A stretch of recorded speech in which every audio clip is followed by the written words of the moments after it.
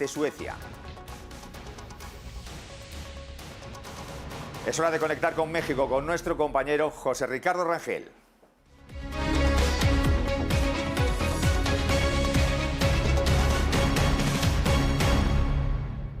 José Ricardo, ¿qué tal? Buenas tardes.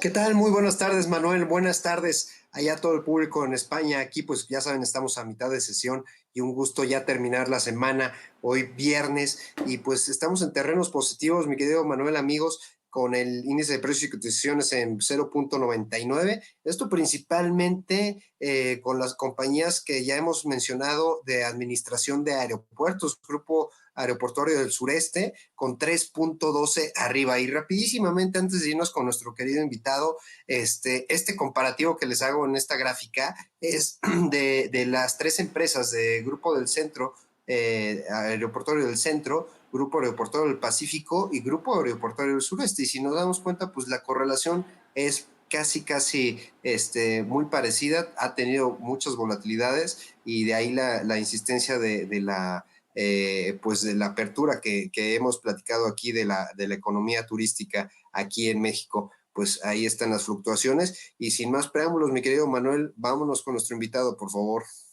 Héctor Llerena, ¿qué tal? Buenas tardes, analista político.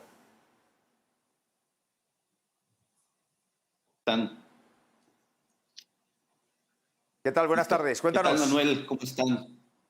¿Cómo les va?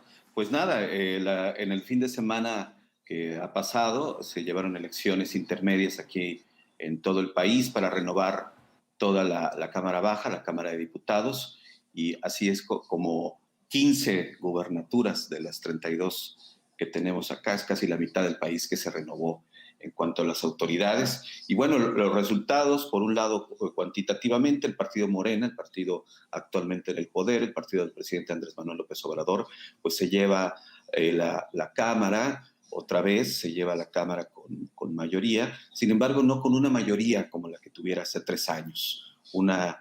Digamos que él tiene hoy la mayor minoría dentro de la Cámara y junto con sus aliados, bueno, pues hay toda una discusión al respecto de quién va a controlar ahora la Cámara de Diputados. Con los resultados que hay ahora, por lo menos el partido Morena no puede ya controlar lo que se llama la Junta de Coordinación Política, que es el órgano de gobierno de la Cámara de Diputados, que sobre todo es la que controla la agenda legislativa. Desde ahí se deciden los acuerdos y las iniciativas que suben o las que no suben. Entonces, desde ahí había un filtro muy fuerte para la oposición. Hoy ya no estará este filtro. La discusión que sigue es cómo se realizarán ahora las coaliciones, las mayorías, las negociaciones.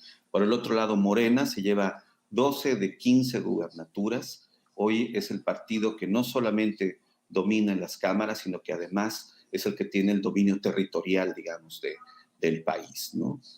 Por otro lado, la oposición, a pesar de que cuantitativamente no tiene un triunfo claro, cualitativamente lo tiene, puesto que en la Ciudad de México se lleva la mitad de las alcaldías que anteriormente pertenecen a Morena, ¿no? La Ciudad de México fue el primer bastión de la izquierda que empezó aquí en México y que hoy está partido a la mitad entre la izquierda, digamos, y la derecha centro. Héctor, me gustaría preguntarte sobre todos estos cambios a nivel, empezando con el tema de legislatura. El partido Morena dice respecto al presupuesto, pues que ellos van a decidirlo prácticamente. ¿Cómo observas tú este tipo de negociaciones? ¿Sí se van a poder llegar a realizar acuerdos? Sobre todo, entiendo que el presidente comentaba algo que pues sigue insistiendo en el cambio de reformas constitucionales, ¿no? ¿Qué cambios podríamos ver ahí? ¿Qué propuestas podríamos ver ahí? ¿Y cómo se estarían dando estos negociaciones?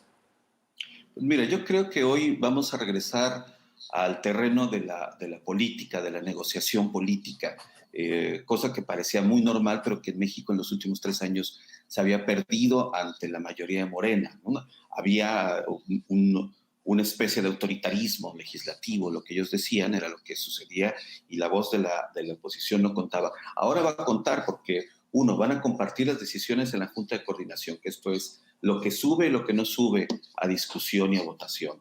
Y por el otro lado, pues el hecho de que van a tener que negociar, Morena va a tener que negociar, porque aún con los aliados que él tiene naturales ahora, con los que se ha negociado, no le alcanza para esta mayoría calificada, estas 2/3 partes que se requieren para aprobaciones, por ejemplo, de temas constitucionales o de otros grandes temas. El presupuesto requiere de una mayoría simple, o sea, la mitad más uno de los legisladores presentes en el momento de la votación.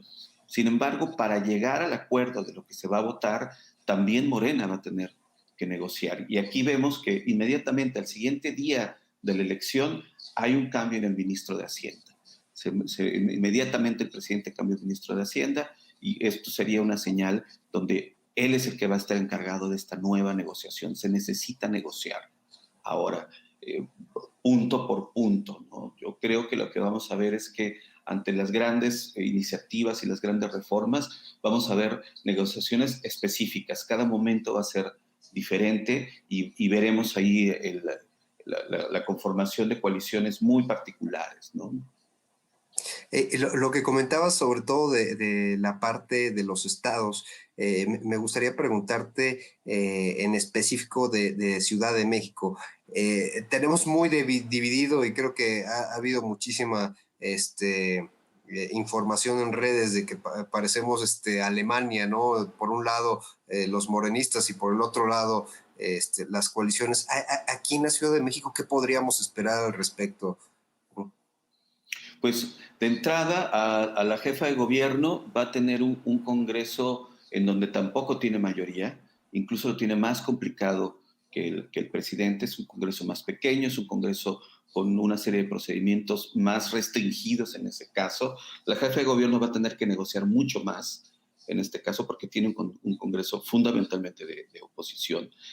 Lo que sucedió yo creo que en la Ciudad de México es la demostración de las clases medias que no están de acuerdo con toda una serie de temas y de formas que se han planteado durante el gobierno de la administración de Claudia Sheinbaum, que ha venido siguiendo los pasos de su jefe político, del presidente, ¿no? En general yo creo que es una protesta en contra de las formas de la 4T en la que ha llegado a gobernar y ahora pues les toca negociar. Y finalmente, Héctor, en la parte de los estados, este surgimiento de nuevas, pues, gobernadores con las nuevas, pues, relativamente nuevos partidos, ¿qué nos podemos esperar? Y sobre todo algo que todos nos ha sorprendido con la gobernatura del estado de Nuevo León.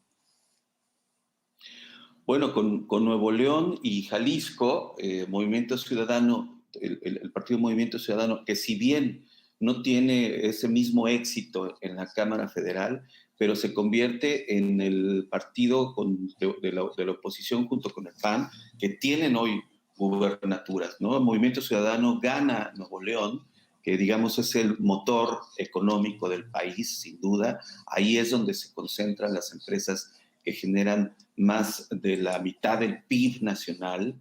Ahí están, ¿no? Ahí está su sede, es una ciudad industrial por naturaleza, y ahora la gobernará Movimiento Ciudadano, en un partido que se plantea como de tercera vía, un partido que se plantea como de una izquierda con centro. Yo no lo tengo claro si realmente tienen esta parte programática, porque llegan con un gobernador muy joven, un gobernador que más bien parecería de un arquetipo de derecha, Samuel García, un gobernador que gana también con un voto de clase media y a partir de un fenómeno de redes sociales, una campaña muy disruptiva, muy eficiente, muy creativa, y que ahí estamos viendo cómo saltó otro tipo de ánimo ahí, por ejemplo, en Nuevo León. En otras entidades, pues vimos el triunfo de Morena, y yo creo que es más bien el triunfo de la causa del presidente y de la aprobación que tiene el presidente, ¿no? Entonces estamos viendo hoy, en estos 3 años después de la elección de Andrés Manuel López Obrador, cómo se están decantando estos públicos ante el ser o Andrés Manuelistas o anti Andrés Manuelistas. Yo creo que esa va a ser la tónica hacia los próximos 3 años y 2024, ¿no? Héctor Llerena, consultor de comunicación política y electoral. Muchísimas gracias por estar aquí en Visión Global. Te mandamos un fuerte abrazo y agradecemos tu tiempo. Al contrario, que esté muy bien. Buenas tardes. Te mando un fuerte abrazo, Héctor. Gracias. Cuídate. Héctor, gracias. Un saludo. Gracias, Manuel. Bueno, José Ricardo, hemos conseguido además hoy un análisis muy interesante, ¿verdad? Sí, definitivamente, y sobre todo con todo esto relacionado a las elecciones está Enrique Martínez y Morales. Él, recordemos que ya estuvo con nosotros, es secretario de Vivienda, y bueno, nos da su opinión sobre los resultados y sobre todo un tema muy importante que es el Estado de Derecho, Manuel. Pues nada, vamos a verlo. Por fin llegó el día de la elección. No hablaré de los resultados. Esos ya han sido y seguirán siendo ampliamente comentados en los medios de comunicación y en las redes sociales. Lo que abordaré el día de hoy es lo que sigue para el futuro. Las campañas se distinguieron nuevamente por la polarización y el encono, por lo que la sociedad deberá trabajar en un proceso profundo de reunificación y de cohesión.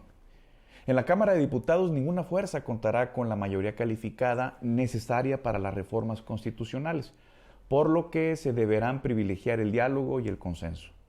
El legislativo deberá trabajar en generar un marco legal adecuado y funcional, apegado a la Constitución, por lo que tendrá que reformar las leyes declaradas por el Poder Judicial como anticonstitucionales. Deberá también asignar los presupuestos suficientes para reactivar programas muy sentidos, como el del Seguro Popular. Las estancias infantiles podrían ser fondeadas desde el gobierno federal y operadas por los estados para permitirle así a las mujeres trabajar. Es indispensable también que desde el legislativo se fortalezcan las instituciones exitosas y los organismos autónomos, como el propio Poder Judicial, el Banco de México, el INE y la Comisión Federal de Competencia, entre muchos otros. Los gobiernos estatales y municipales electos deberán pensar como estadistas, más en la eficiencia y menos en el aplauso, más en la eficacia y menos en la complacencia, más en la productividad y menos en el asistencialismo. A partir de hoy, debemos de dejar a un lado los colores partidistas y asumir el verde, blanco y rojo de nuestra bandera. Veamos hacia adelante. México necesita estar unido, más unido que nunca. Solo así podremos vencer las adversidades y triunfar en el futuro. Te saluda tu amigo Enrique Martínez. Que tengas un excelente día. Pues, José Ricardo, muy interesante ese análisis. Perfecto, Manuel. Pues les mando un fuerte abrazo. Nos vemos el día lunes. Saludos a todos. Saludos desde España. Buenas tardes. Bueno, pues vemos ahora la entrevista que ha hecho nuestra corresponsal en Estados Unidos, Visila